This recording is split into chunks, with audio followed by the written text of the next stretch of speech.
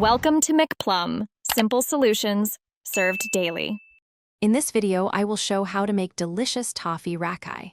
First, gather your ingredients: 1 cup of sugar, half a cup of butter, and 1/4 cup of water. You'll also need a candy thermometer and a non-stick saucepan. Don't forget your Rakhi threads, decorative beads, and a small mold for shaping the toffee. Having everything ready makes the process smooth and enjoyable.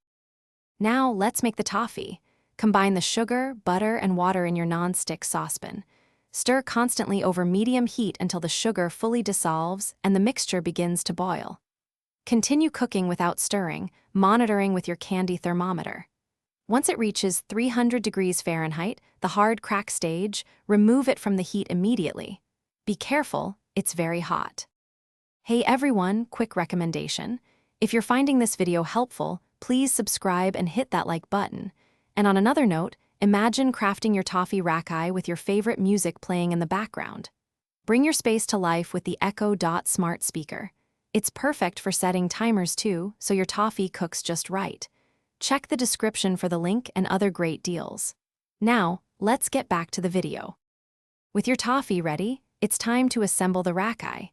Carefully pour the hot toffee into your small molds. Let it cool completely and harden before gently unmolding each piece.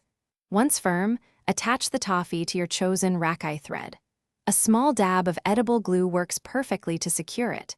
Now, add your decorative beads around the toffee for a beautiful finish. Thanks for watching. Stay juicy and subscribe.